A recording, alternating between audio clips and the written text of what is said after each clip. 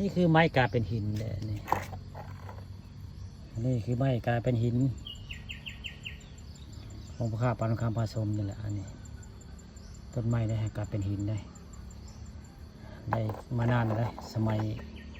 ทำที่ยังไม่ตายได้เพิ่นเห็นแล้วก็เป็นต้นอยู่ได้แต่ว่าบ่มีใบได้ต้นไม้บ่มีใบเพิ่นก้นหักลงเลยเก็บมาได้นี่เก็บมาเอาไว้มาบูชาเฮ็ดสารในเพิ่นได้สารไม้ตะเคียนตอนเช้ามันนี่พวกข้าปานคำผสมมาว่ามาจาเรื่องไม้ต้นไม้กลายเป็นหินได้นี่ก็ไม้เป็นหินมันล่มลงเลยเก็บมาเห็ดมาค้ำคูขึ้นซ่านว่าไงนี่ไม้เนี่ยไม้กลายเป็นหินนี่มาแต่พูดแต่พาคุณแล้วนี่แต่นี่ได้ในน้ำได้นี่ตัวนี้ได้ในน้ำได้อันนี้ก็ไม้กลายเป็นหินแต่ว่าอยู่ในน้ำอันนี้พระเจ้าว่าเทวดาพ่นสิ่งศักดิ์สิทธิ์อยู่ได้ในอันไม้กลายเป็นหินแต่อยู่ในน้ำได้อันนี้อาจจะเพราะว่าภาษาเล็กไรแพ่นาคภาษาผู้ข้ากับพยักดอกกันแต่ได้เอามาไว้มาเนื้อซาดอะไรไงไม้แกเป็นหินนี่ลาจะได้เอาไว้ในเนื้อซาดไม้ได้หักเป็นหินไม้ก็ได้ไม้แต่เป็นหินได้แต่ผู้เฒ่าแก่เขาจะว่ามันเป็นอันศักดิ์สิทธิ์ได้นี่มีเทวดาสิ่งอยู่ในหินนี่แหละในไม้นี่แหละนี่ไม้กลายเป็นหินไม้นี่นั่นผูกขาเอาไว้ในเรือนศาลนะอันนี้ต้องเอาไว้ตั้งศาลในเพื่อนได้อันนี้ไม้กลายเป็นหินนี่เนี่ยครับให้เป็นดีกับติดตัวไปกะแค่คาดปลอดภัยได้ข้าเจ้าว่าไม้กลายเป็นหินอันนี้บ้านผูกขามีได้นี่เป็นลำได้จะเป็นลำบ่มีง่าเลยไม้บ่มีง่าไว้ไม้บ่มีใบนี่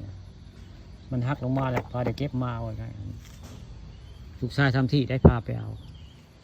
แต่ว่าทำที่เป็นผู้เห็นทำที่บ้านเป็นผู้เห็นได้เห็นไม้อันนี้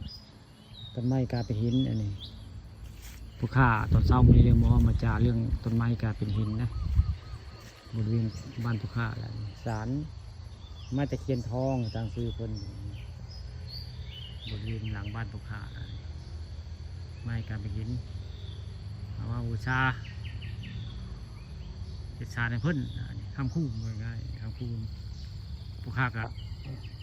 ฝึกเล็กหลาเทื่อได้ฝึกเล็กถึงห้วยหลาเทื่อได้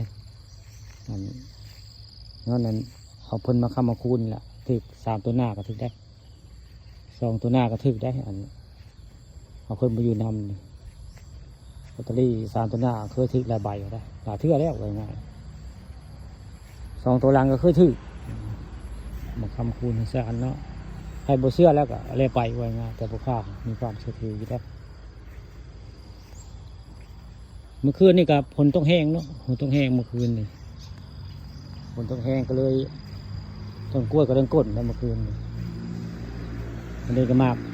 กูดได้กูดเพื่อนพวกข้าได้นี่มากูดนี่สรรพคุณเพิ่นแก้กินปากได้ให้มีกินปากกันนี่ละมังกรแหละนี่มังกรนี่ผ่าแล้วอมไว้เพื่อจะดีได้แล้วงอกกินปากได้แน่นอนได้มังกรนี่มังกรนี่ก้นได้เมื่อคืนก้นฝนตกแห้งก้นกล้วยเมื่อคืนนี่ย้อนตอนนี้บกก้นน้ำนี่มะกล้วยหอมนี่บกก้นได้กล้วยหอมกล้วยงามแบบนี้เพิ่นพยายามก้นตัวนี้ยังคักก้นแต่พอแห้งนี่แหละกล้วยหอมก็มีในบ้านบุคคา